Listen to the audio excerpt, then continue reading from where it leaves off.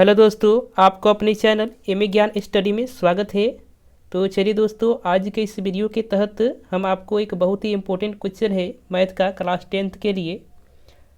बिंदु इतना और बिंदु इतना के बीच की दूरी निकालें। दूरी सूत्र का प्रयोग करेंगे यहाँ। अब हम आपको बताएंगे कि दूरी सूत्र का प्रयोग कैसे करेंगे और उसका सूत्र क्या होता है। तो दूरी सूत्र का प्रयोग करके हम यहाँ इन दोनों बिंदुओं के बीच की दूरी निकालेंगे। तो यहाँ देखिए, एगो बिंदु यहाँ दिया है, एगो बिंदु यहाँ दिया है, इनके बीच की दूरी पूछा है। क्या होगा? आपके एग्ज़ाम में ऐसा प्रश्न हमेशा आते रहते हैं, इसलिए हम इसको लेकर आए हैं। तो दूरी सूत्र का प्रयोग करने से पहले आपको पता होना चाहिए कि एक होता है x1 y1 x2 y2। इनके बीच का दूरी निकालने के लिए एक सूत्र का प्रयोग करते हैं। यहाँ देखिए, सूत्र लिखा है x2 माइनस x1 का होल स्क्वायर। यानी x1 और x2 है तो एक तरफ है ना यह, तो x2 माइनस x1 का होल स्क्वायर कर देंगे। अब प्लस में y2 माइनस y1 का होल स्क्वायर कर देंगे। और सब पर क्या करेंगे, हम रूट चढ़ा देंगे। यहाँ देखिए, रूट चढ़ गया है ना, तो रूट चढ़ा देंगे। तो रूट चढ़ा देंगे, चढ़ा कर x2 माइनस x1 का होल स्क्वायर, अब प्लस में y2 माइनस y1 का होल स्क्वायर। इस पर रूट चढ़ा देंगे। यहाँ लिखा गया है, देखिए बहुत आसानी से आप समझ सकते हैं। यही दूरी सूत्र होता है। अब x1 कहाँ से आएगा और x2 कहाँ से आएगा? ये पहले वाला जो दिया है ना, तो यह x1 है, या दूसरा में दिया है तो x2 हो जाएगा। तो x1 यहाँ मिल गया, x2 यहाँ मिल गया। देखिए, ये दूसरे वाला दिया है तो y1 हो जाएगा, तो y1 3 मिल गया और y2 कितना मिल गया, 1 मिल गया।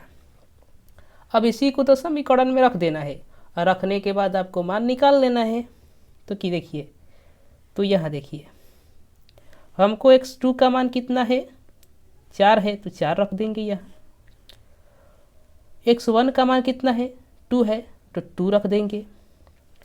अब यहाँ देखिए, y2 का मान कितना है, 1 है, तो 1 रख देंगे। y1 का मान कितना है, 3 है, तो 3 रख देंगे। इतना काम आपको कर देना है, सिर्फ मान उठा करके वहाँ से वहाँ रख देना है। इसी सूत्र में रखना है, सूत्र को ध्यान रखना है। सूत्र बहुत आसान है याद करना। x2 में से x1 घटा के होल स्क्वायर कर दीजिए, आप प्लस में y2 में से y1 घटा करके उसका भी होल स्क्वायर कर दीजिए, और ऊपर से रूट चढ़ा दीजिए। दूरी सूत्र का फॉर्मूला निकल जाएगा। अब यहाँ देखिए, इतना आप समझ गए होंगे, हमने रखा मान। तो अब 4 में से 2 घटाएंगे, भीतर ही घटाएंगे। तो घटाएंगे तो 4 में से 2 घटेगा तो 2 होगा, तो 2 का स्क्वायर कितना होता है, 4 होता है। इतना अगर नहीं समझे तो यहाँ देखिए, 4 में से 2 घटाएंगे तो 2 लिख देंगे, 2 का स्क्वायर हो जाएगा। इसी प्रकार 1 माइनस 3 है, तो 1 माइनस 3, तो माइनस वाला बड़ा है तो -2 होगा ना, तो इसका स्क्वायर लिख देंगे। यहाँ देखिए, -2 का स्क्वायर लिख दिए। अब जब -2 का स्क्वायर लिख दिए हैं तो 2 का स्क्वायर कितना होता है, 4 होता है। अब -2 का स्क्वायर कितना होता है, -2 जो होता है इसका स्क्वायर, इसका भी तो 4 होता है।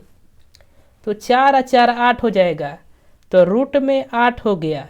8 को हम गुणनखंड करके कैसे लिख सकते हैं, 2 गुने 2 गुने 2। तो रूट में से हम अगर निकालना चाहेंगे 2 को, तो एगो 2 निकाल लेंगे। तो एगो 2 निकालेंगे तो भीतर ही एगो 2 बच जाएगा, तो 2√2 इसका राइट आंसर हो जाएगा। आप समझ गए होंगे। तो लास्ट में इकाई लिखना जरूरी है, क्योंकि भूलेंगे नहीं तो परीक्षा वाला कहेगा कि इकाई आंसर आया है, इकाई में नहीं आया है, इसका कोई मात्रक होना चाहिए ना। तो मात्रक नहीं है तो इकाई लिख देंगे लास्ट में, यहीं से हमारा आंसर हो जाएगा। तो चलिए दोस्तों, मुझे उम्मीद है कि आपको समझ में आया होगा। समझ में नहीं आया, वीडियो को फिर से देखिए, बहुत ही आसान है समझना। इसको आप परीक्षा में बना सकते हैं, और परीक्षा में हर साल पूछा जाता है इस तरह के क्वेश्चन। ऑब्जेक्टिव हो चाहे सब्जेक्टिव हो, ऑब्जेक्टिव और सब्जेक्टिव दोनों में पूछा जाता है, इसलिए इस क्वेश्चन को हम लेकर आए हैं, और मुझे उम्मीद है कि आप समझ गए होंगे। तो चलिए दोस्तों, धन्यवाद। अगले क्वेश्चन के साथ आपको अगले वीडियो मिलते हैं, तब तक के लिए धन्यवाद।